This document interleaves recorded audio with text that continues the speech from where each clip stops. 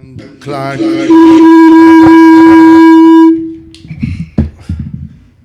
boycotting me, Yeah, the I producer need a, messed up. I need a lawyer to sue you, but this is boycotting me. My name is Rolando Larraz, and this is Face the Tribune. With us, we have a blast of the past. My friend, my good lawyer, my I don't know what else I can say. That's enough. Mr. Bob Beckett from the law firm of Beckett Enterprises. There you go. All right. We'll go with that. And, Clark, I'm very, very upset with you. I'm very disappointed with you because I was told that you are the one that give President Obama the onion so he can cry in front of all that audience. That is, I can't believe that he do that to the President of the United States. Give him an onion so he can cry.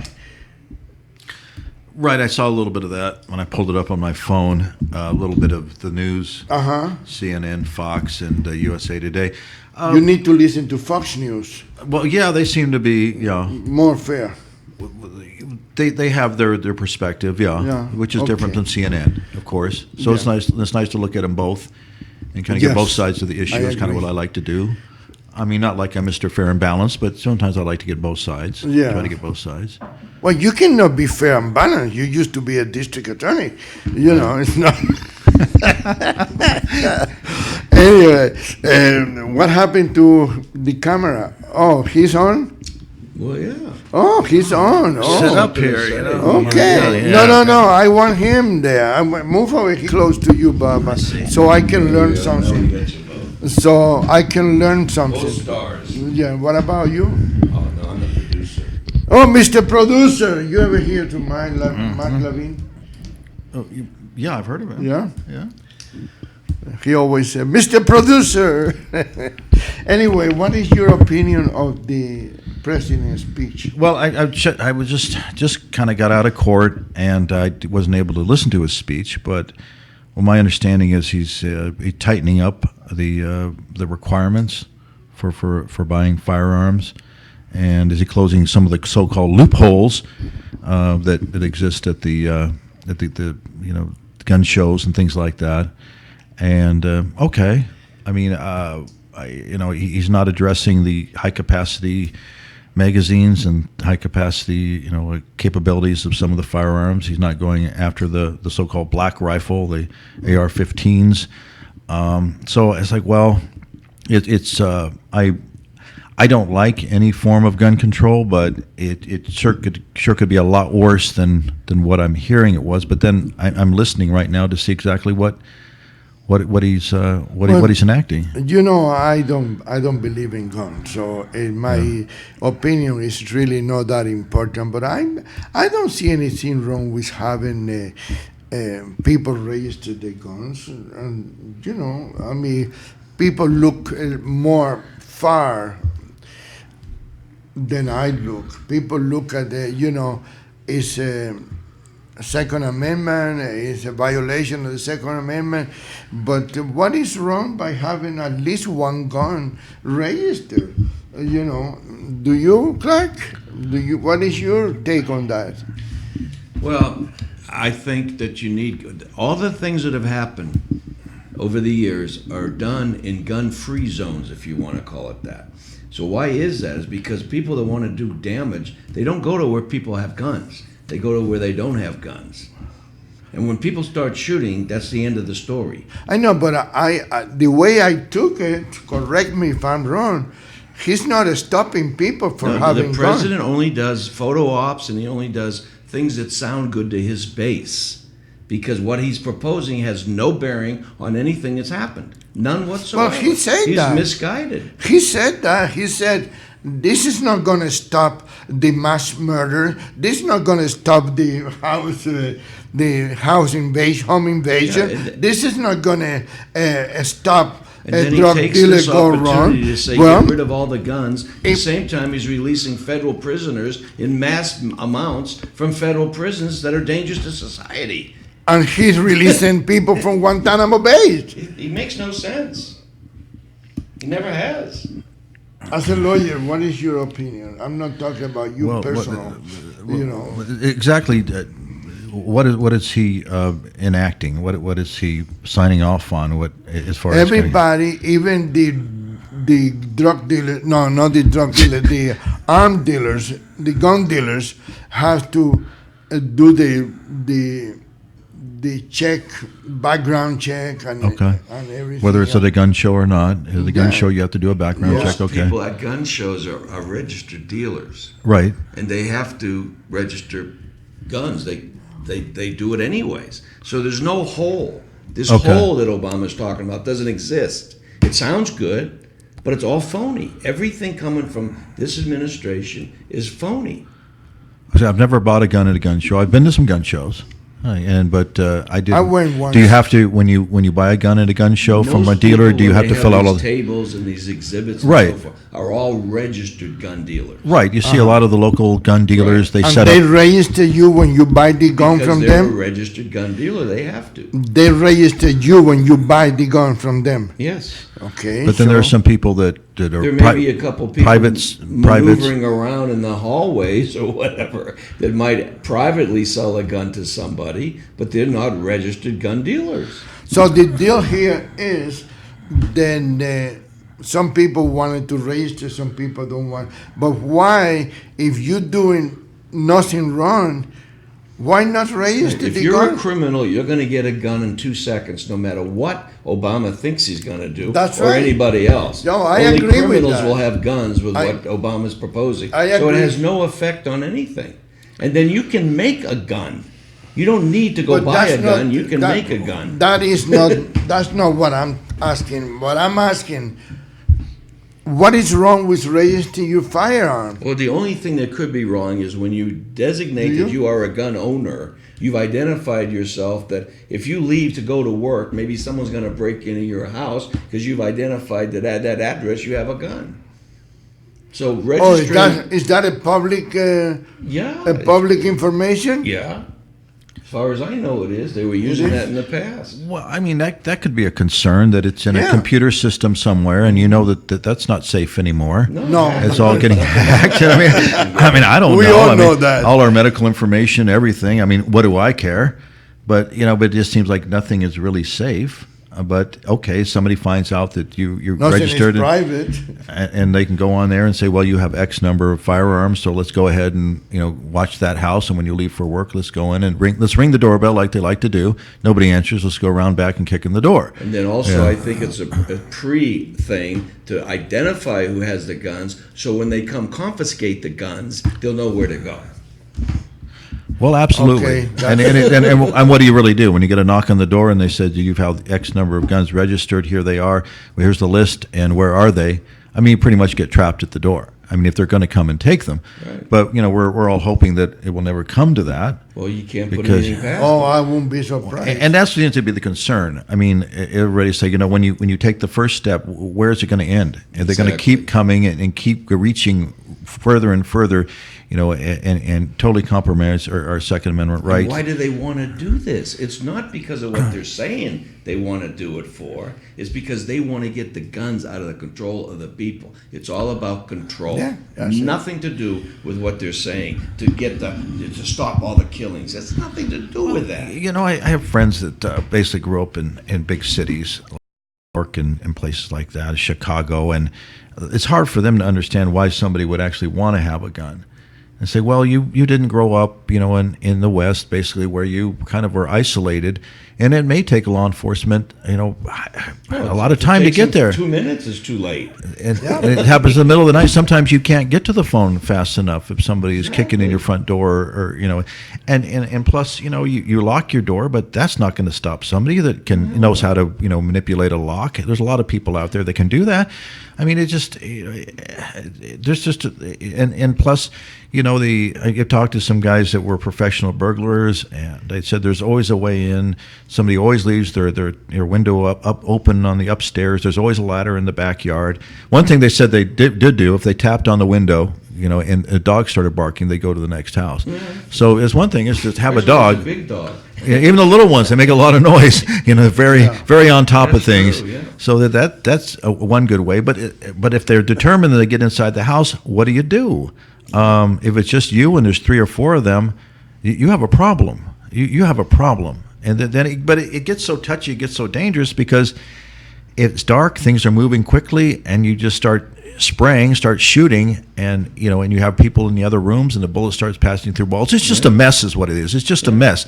However, I think we have a right to protect ourselves, and everybody has to make that split-second decision or decide, how they want to do that. I mean, the point that Clark brought in to the table is made me think twice, because yes, they do let you have the guns, they make you register as a good citizen, and then when they want to take the guns away from you, they know where to go. This is the problem. It seems like it's so ingrained in the culture that I grew up in. I mean, my dad, when I was 4 years old, would take me out. We'd go do errands in his pickup truck, and then as kind of a reward, we'd shoot the .22 at bottles and everything like that. And so he would always say, you need to have a gun in order to protect yourself and your family. But you got to, of course, be very responsible in how you handle it. And so that's just kind of the way I was raised, and also, raised in the Mormon Church, which is very, about protecting your family, with the 2-year supply of food and supplies and things like that as well. Because you never know what, at least a 2-year supply. And so there's always to think that things can go wrong and things can always take a bad turn. History has shown that. And so you have to be ready to defend yourself and your family. I mean, that's something that's kind of ingrained with me. And I have the wife and 4 daughters, and I mean, the way I see it is my job to protect them the best I can, but I can't be everywhere at once, and I'm not a superhero. But if I do have a gun and it does have high capacity, capabilities, so I don't have to reload in the middle of something that's just chaotic. I mean, it allows me to at least have a chance, a fighting chance, is all I'm asking for. Everybody's thinking about defending themselves from the criminal, but what about defending yourself from the government? Now that's when it gets really, really ugly. That's when you're going to start shooting police officers who are doing a job and have families of their own, and No,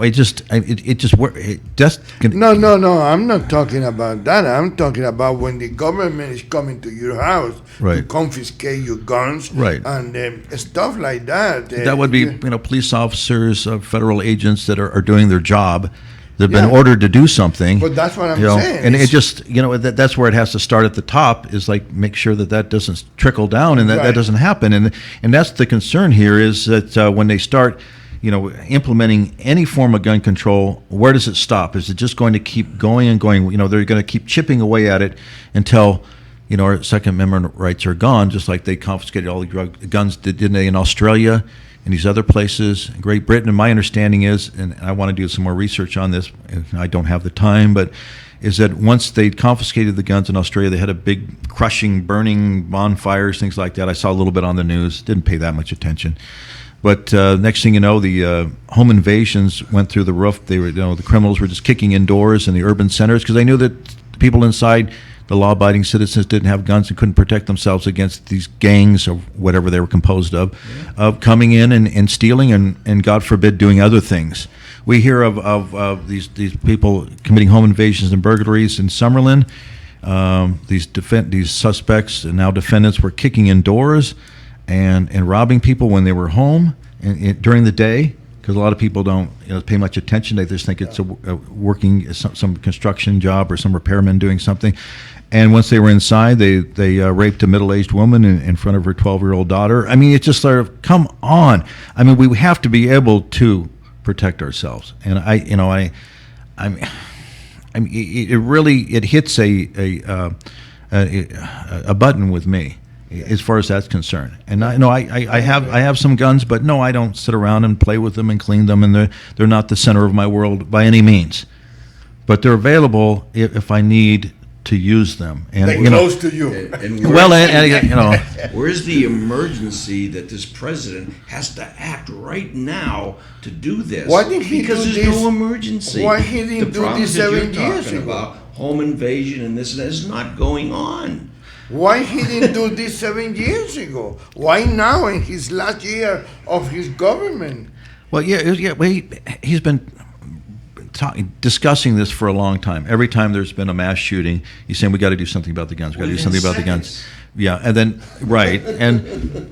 and of course he's taken a heck of a lot of criticism for it. But then now it's his last year, so I think he I don't know. I can't put myself in his shoes. He is one of the toughest jobs in the world, but he's saying probably now I need to actually do something, before my term ends. But I'm looking at it like, well, he sure could have gone a lot further. I don't like anything, but I'm looking at it, well, he could have really kind of taken further steps, but he didn't.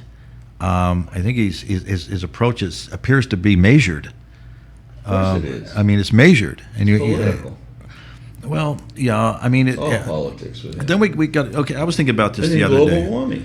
When I'm sweeping out the garage or whatever I'm doing, taking out the trash, sometimes you think about things, and I'm thinking, United States is, we're all part of the same country, but there's so many different cultures within the United States. Mm-hmm. You have the Eastern culture, you have the Western, and we can look at sometimes things so completely different. Like the people in the Northeast, their attitudes and perspectives on issues compared to the people in the Deep South, and then the people far West. And here are difference in opinions that we have in Nevada compared to some people in California. I mean, we look at things so differently. And and like I said, I have friends that are very anti-gun, and that's just their opinion. But mine is. I'm not anti-guns. I believe that everybody should. If they want to, they can have it. I personally don't believe in that because I believe that people have to be mentally prepared to own a gun. I believe that you cannot carry a gun if you're not stable, if you're not, if you don't have common sense. And that's the problem. I knew a guy that carried 4 guns. 2 here and 2 in the back. I told him one day, I said, and he go to the restaurant and he take the coat off, and put him in the chair, like everybody has to see. I told him one day, I said, the day that somebody's gonna shoot at you, they don't gonna give you a chance to get 1 gun out, much less the 4. What do you mean? I said, well, everybody knows you carry a gun. What is the idea of a concealed weapon? The idea is people don't know that you have one. Well, the whole thing is, my opinion is that your average person should only use a gun as a last resort in a very defensive situation. I mean, you have the guy that was trying to deal with the people that had shot the police officers that were having lunch, and then they went over to the nearby Walmart, and he tried to, next thing you know, he throws himself in the middle of it. He's dealing with one of the suspects, didn't know that there was another suspect involved, and he got shot because he wasn't trained to, look at all areas of responsibility, possibility around him. I mean, you've got to be real careful before you pull it that that you can handle the situation, and you're not going to end up in some sort of gunfight with bullets spraying all over the place, hitting, bystanders and innocent people. You have to be very responsible when you decide to dive in.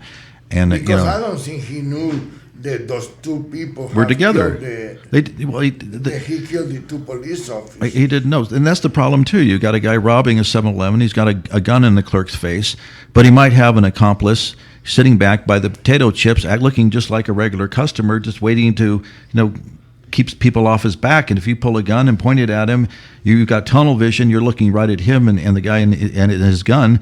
And you're not knowing what's going on behind you, and you get popped in the back of the head. You've got to be very, very careful. A lot of times just sometimes the best thing to do is just, if it doesn't look like anybody's going to get shot, let the robbery occur, get the license number, and try, call law enforcement and have them, As a district attorney, did you find a lot of people then were arrested for carrying gun without license, or No, it's no. not that much. Well, once in a while, mostly we had the guys that like to open carry out there, like the flagman Ray Mallow, who I like.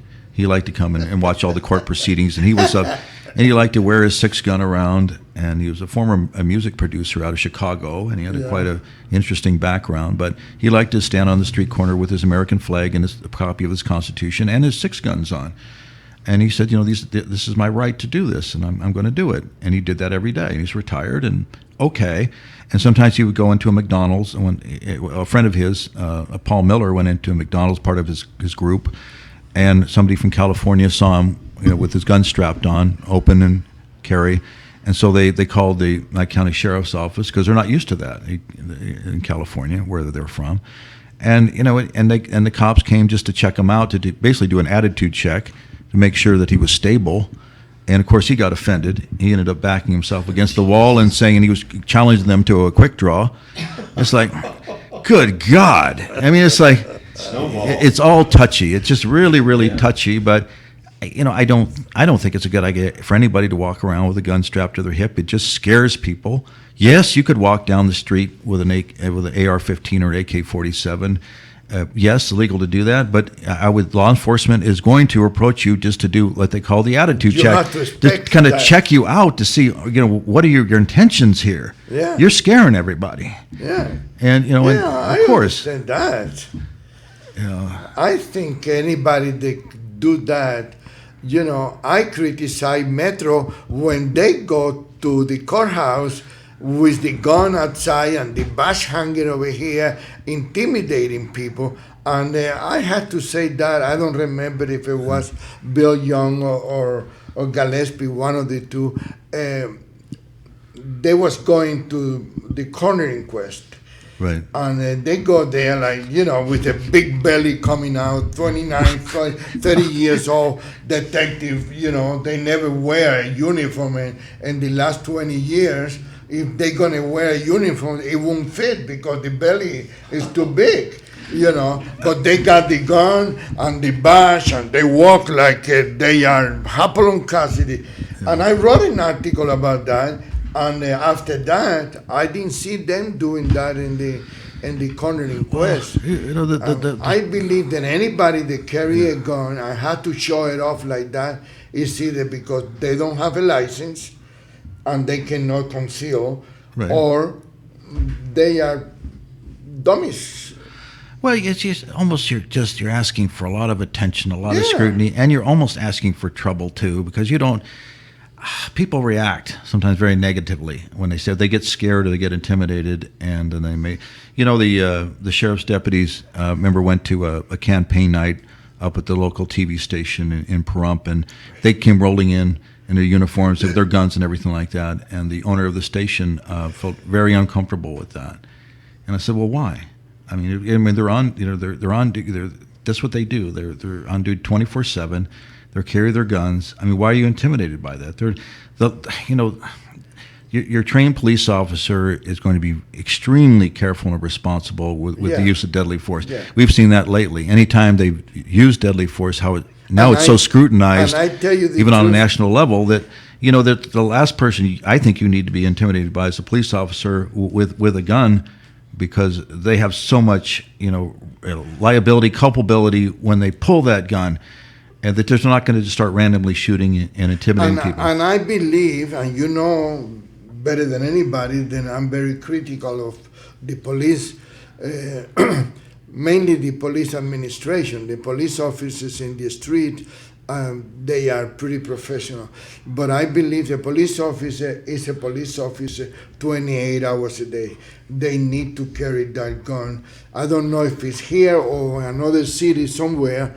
The police officers have to leave the gun in the station when they get off a shift. I think that is crazy because, right, I don't know. Well, that they have homes with families. Usually everybody in the neighborhood knows what they do. especially if they have kids, because kids tell their friends, what does your dad do? Well, he's a cop, and then everybody knows, and then you never know, who's down the street, who's, cooking meth, who's a meth head or anything like that. Who's, you never know. And they go crazy. Yeah, and they said there's a cop here, or they think the cop may have guns in his house, or the cop's not home right now. It's not right now I see law enforcement as being a very challenging profession to be in. I mean, you roll up on a situation, and all of a sudden you have to say, just like the one cop that ended up getting the heck beat out of him because he said he hesitated because he didn't want to be all over the national news. He didn't want to pull his gun. I mean, I know where he was coming from. I mean, from just a layperson's standpoint, it's like if he pulled that gun, and next thing you know, he's going to be crushed by the national media.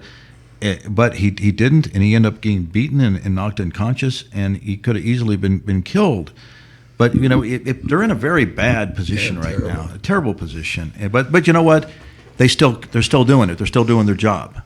And I don't know if they're 100% doing their job, because I think there's some reservation there that's being applied for sure. Understandably so. Let me change the situation. When you have people marching down the street with that pigs in the blanket and all that, whatever it was, and what do we want now? Dead cops. And what comes from the White House? Nothing. Zero. You should not be allowed to be saying that type of stuff. That's bad. Well, let me tell you something. When I was growing up, the flag was something that is almost like the Holy Bible. You don't throw the flag in the floor. You don't touch it one way or the other. And now people burning the flags. To me, that's an insult. To me, that should be a felony. But everybody go to the Constitution. Well, what about the Constitution in my side? One day, But anyway, let's change the subject a little bit, because I'm afraid I'm going to get shot over here. What about the presidential race? I'm not saying who you know what my gut reaction is. Yeah. My gut reaction is right now, just watching what's going on. I can see Hillary getting elected, because I see I see the Republicans are I don't see them united, and I see them all over the board, and I see Hillary just keeps coming and coming and coming. Are not united either. Otherwise, it would not be 3 people running for president. Go talk to me. Talk to me. I mean, I'm just. Two of those people are plants to make Hillary look good because she's so despicable. They have to prop her up. Well, you have to give it to Hillary. I mean, she's a professional, and she's an excellent speaker, and boy, does she keeps coming. She keeps coming. And I saw her speak out in Pahrump. She got a very thick skin. Oh Lord, I don't know how she does it, but she does. And the way she handled herself in front of the Benghazi Commission, I guess we could call it that, the opening statement she gave, and the way she answered the questions, she handled herself extremely well. She did. I don't know where it's going to end up. I don't know where it's going to end up. But I'm just taking a step back, saying she really turned that one around. She's a pro. And so I'm saying, because she's a pro, I see her, I wouldn't be surprised at all if she got elected president, because she has a well-organized campaign, and well, she just... then I said, and I know with all my respect to you, I always, despite all the attacks that I did on you when you were, I respected you. You always, your door was always open for me, and you never took anything personal, because it was not personal. But I tell you, I already said that if Hillary Clinton wins the presidency, I will not continue with the newspaper or the radio station. I will retire, because the American people will have what they want. So what is the use to fight or defend the American people and the Constitution of the United States and the right of the people? I will retire. I'm 85 years old. I'm not going to go anywhere. I got a Social Security. I got a retirement check. I don't drink, I don't smoke, I don't gamble. Sex at my age is a surprise party. You know, it's not. Well, I mean, I'm just trying to look at it. You know, when Obama was running against Romney, you know, I didn't vote for Obama. Okay, I didn't. But I just, my gut reaction was he was going to win, because the word on the street, and you know, I don't get around as much as some people, but I talk to a lot of people, all kinds of people, you know, during the day and during the week. And it was just Romney was just. They did a professional hatchet. They did a professional hatchet job on him. They did a professional hatchet. But I mean, I'm sitting around the dinner table, I'm hearing from the kids, the school kids. Well, Romney's a chauvinist. Women should be in the kitchen. All this stuff. The political machine that was behind Obama. He was too much of a wimp too. Well, you have to admit that. Yeah. Well, you know, they cannot do that to Donald Trump. Well, yeah. Then okay. Do you think Trump's going to get the nomination? I don't know, because I tell you the truth, I'm so frustrated with the system, and the Republicans are so much divided among themselves, and you know, the Republicans' worst enemy is the Republicans. That's kind of you know. I think we need to stop the parties. No more parties. No more Republican. No more Democrat. Then you and I can be friends. Because you're a Democrat, I want to be what am I? A Republican. And are you a Republican? No, I'm not. Oh, okay. It doesn't matter. Okay. I'm an independent. Well, you know, I'm a Republican, and okay, but I think I'm kind of like moderate. I kind of try to look at things on a balanced way, in a balance on. Unfortunately, I supported all those 7 county commissioners that are in the county commissioner today. They all Democrat.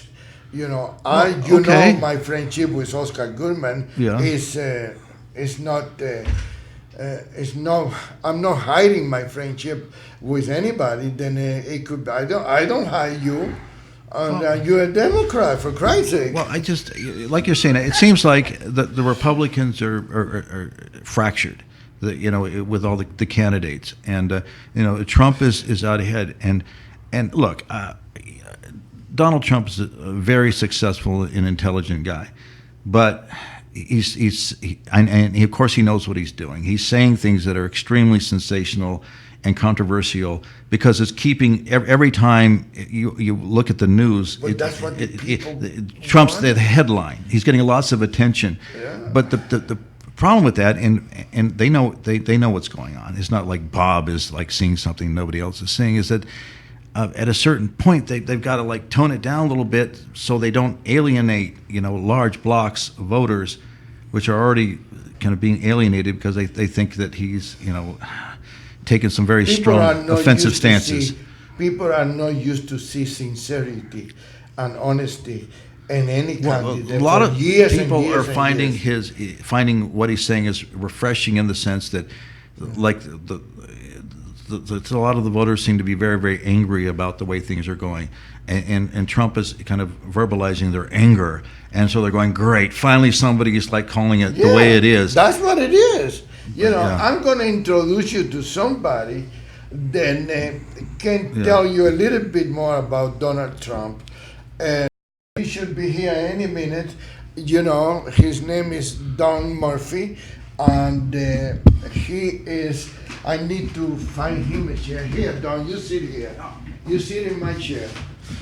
And that way. Well, what I'm saying Don, is. this is Bob Beckett. Oh, hi, Don. Hi. Don Murphy. Pleasure to meet you.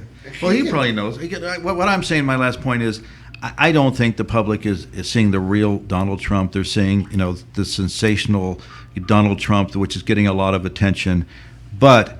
And so far that's working with his poll numbers, but I think that in the long run, the voters are going to say, wait a minute, this may be a little too over the top in too many areas, so we might just go ahead with somebody that seems to be a little more moderate, like Hillary. And I'm not saying that's what I want. I'm just saying that's kind of what I'm seeing in the long run, but maybe I'm wrong. So what do you need is a Hillary's anything but moderate.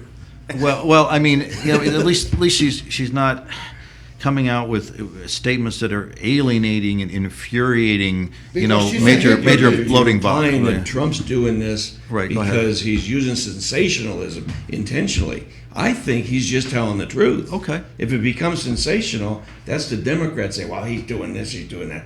That's not Trump. He's Okay. telling you the way it is. All right. See, I don't know him. I'm just Yeah. kind of, maybe I'm painting him too much as And everything's being misreported. well, that's true. That happens. That's- too. That that's happens too. crazy. That's one of the components I think Yeah. that's always inherent. There's a dichotomy between conservatism and liberalism, and liberalism can make far-reaching claims and alienate a conservative base, because typically those people are more conservative. You don't see them rioting. You don't see them taking to the streets.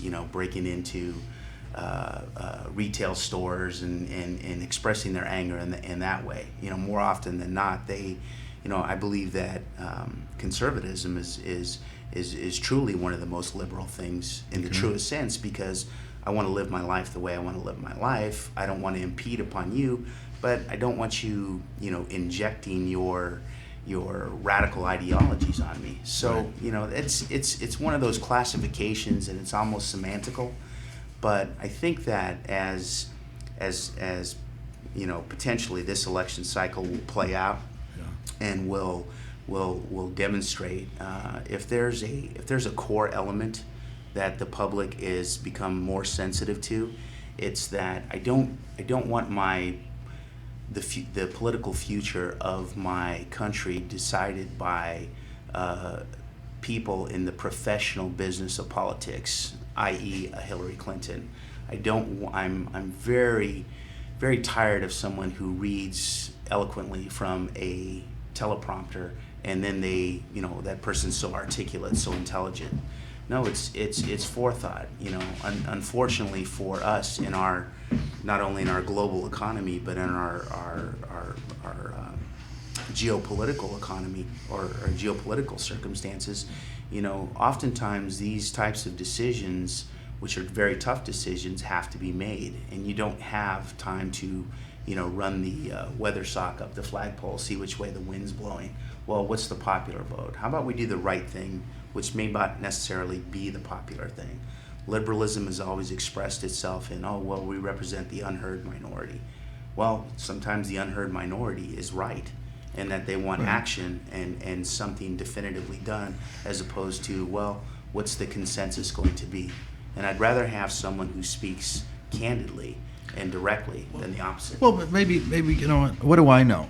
Maybe Trump is speaking from his heart. He's speaking candidly. I guess I'm kind of cynical when it comes to politicians. I think that they're He's out not a there, politician. You gotta remember right? that. Having been there, That's important. sometimes there's a tendency or Because to all he go ahead. cares about is what he believes to be the truth, which has been by instinct pretty much right on. And he doesn't care to tell you a lie. He doesn't. What's he going to do that for? Okay, Tell I'm you listening. the truth. I'm listening. I just think mostly the politicians are out there just to win, to get a vote, and Politicians say are. because what's the point of running if you're not going to win, and you can't win unless you Politicians get the votes. So you've got to tell everybody basically what they want to hear, or dominate the headlines and keep Politicians the are the attention. problem. Politics is the problem. Whether you believe it or not, you've got to say it. And but that's my cynical kind of view on things. But I could be wrong. I don't know. Well, I've never met Trump. Problems And of politics. I wouldn't consider it a cynical view. I think everyone kind of, echoes, the same thing. I think what's been lost, possibly over the last at least 4 election cycles, that has really been lost is that where is a true sense of nationalism? Right. Are we, as Barack Obama proudly proclaimed in his first public world tour, I'm a citizen of the world, or do you represent, if you were a CEO and you represent the fiduciary best interest of your company, to violate that is to violate the bylaws that you govern by. Well, our bylaws are the Constitution, and as you guys were discussing earlier, if he has disregard for the Constitution, says, well, it's harmful. Well, let's dig deeper into that subject. Is it gun control, or is it a breakdown of morality and family?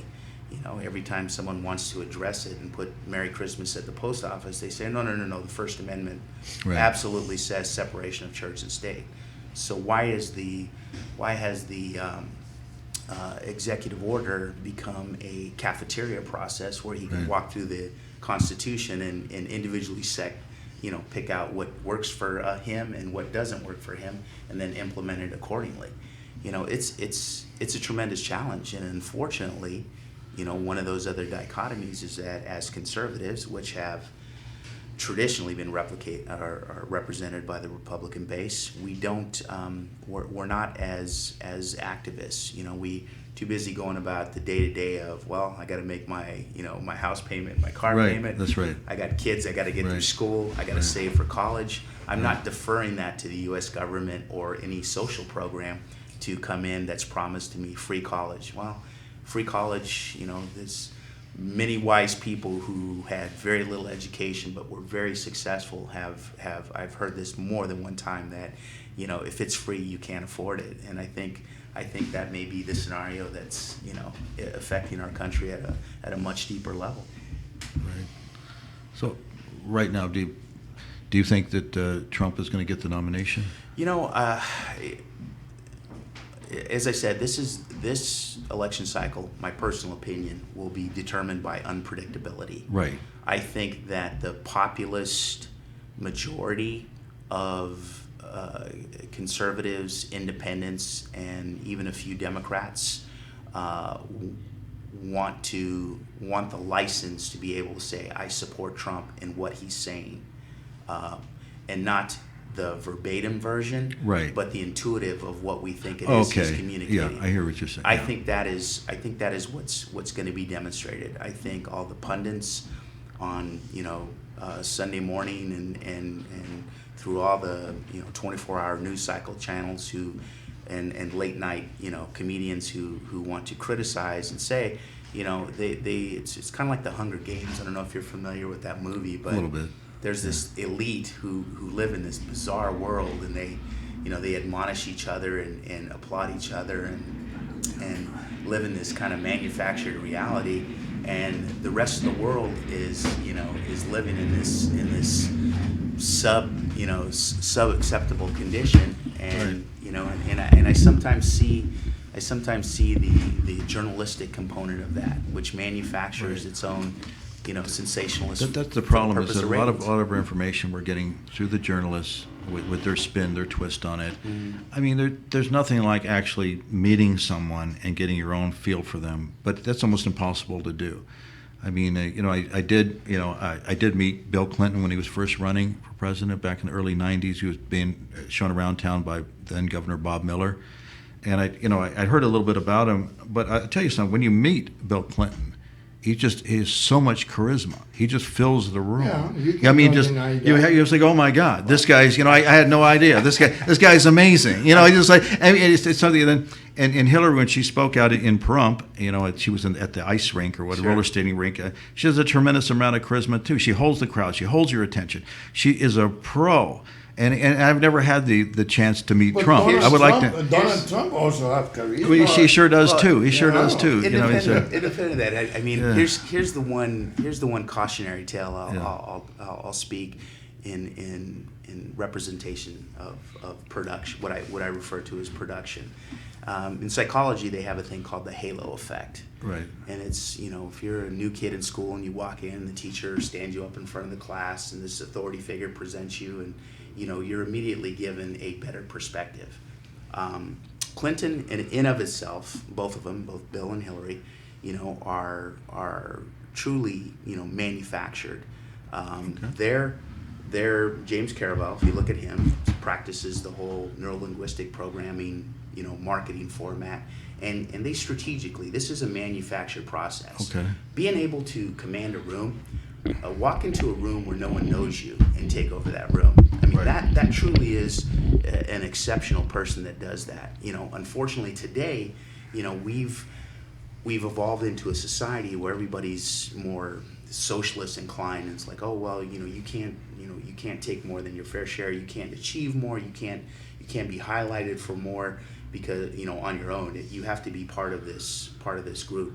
And while neither of them are unintelligent, I Right. think their defining characteristic is a lack of shame.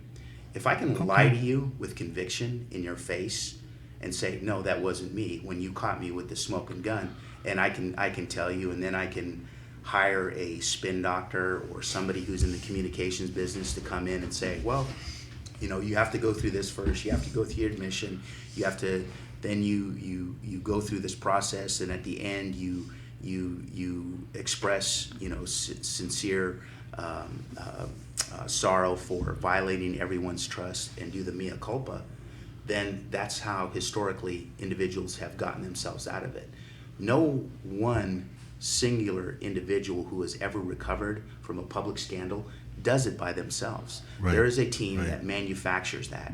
Now, I look at Bill Clinton and I see, my personal opinion, I was active duty military during his time, and I saw the populist, lazy, Right. way that he went about certain things in terms of administrating military policy, and I object to his character and how he conducts himself.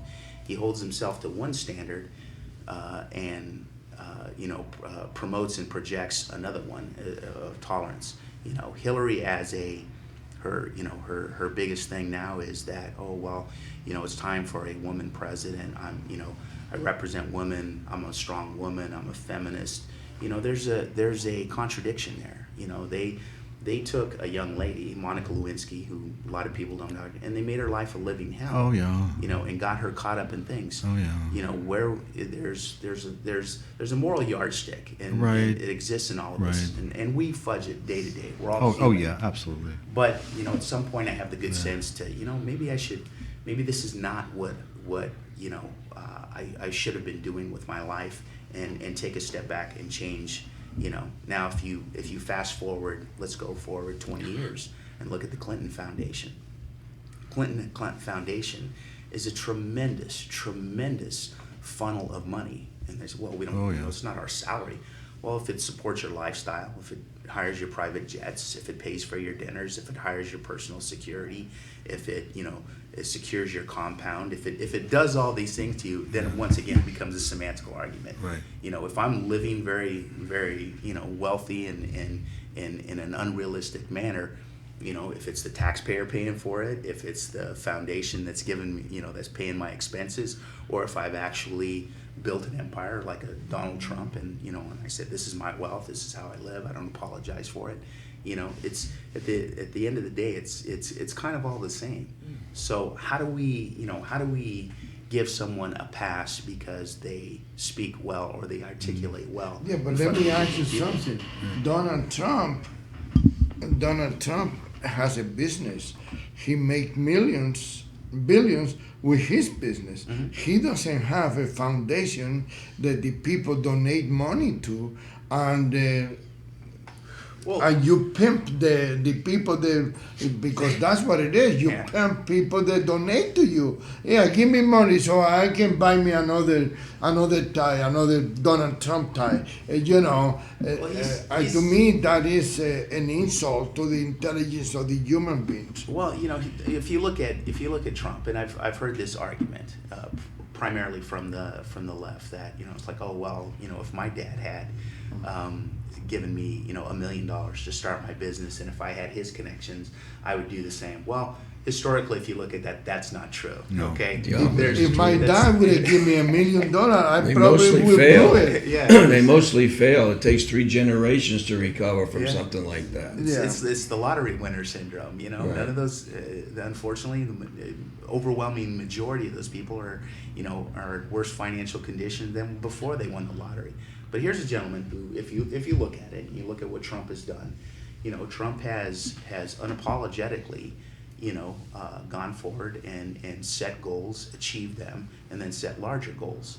So if you want to evaluate someone as a president, some of the things that he's made. I'll get Mexico to pay for the wall, and to his credit, he always says, look, I'm not going to put my cards on the table. Right. So you can create a strategy against what I'm going to do. Right, He's I made that understand. proclamation with ISIS. He's made it with the immigration issue.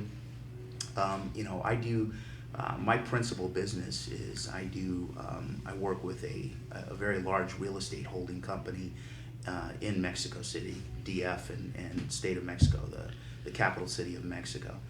And a lot of what he says resonates because Mexico, as an emerging export economy, is very closely tied to the United States. We have a very good relationship. It's not adverse. Those individuals that he singles out from the cartel and those kind of individuals who are creating problems are problems for Mexico as well. You know, Mexico is a very polite society, very Absolutely. moral society, Yes. extremely Yes. generous in their spirit and their Yes. care. If you Yes. are invited into a home, you're an honored guest. Right. And I've experienced this in every state of Mexico. Yeah. They have an issue at their border as well, crossing Right. over from Nicaragua, Right. from Venezuela, or everywhere, Central South America. So, you know, there's a point at which you have to say, look, you know, we have to stop being a revolving door that turns, you know, Mexico not only into a perceived villain and origin of this problem, but also into a runway launching pad to people coming to the United States for whatever reason. Yeah, Yes, go ahead. But let me explain something because I had a gentleman that called this morning, and he brought the conversation about he don't like the idea of throwing the Mexicans. First of all, he didn't say Mexican, he said illegals. He didn't. And there is more than Mexicans that are illegal in this country. Greeks.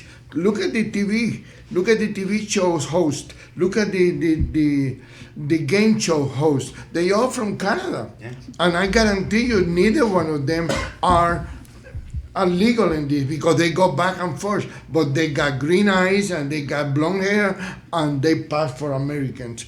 Okay, every country has immigration laws. Certainly. And I told him, I said, I came here, but I came with a passport, I came in with a visa, and I came in with an airplane. I came in a plane. I didn't sneak in.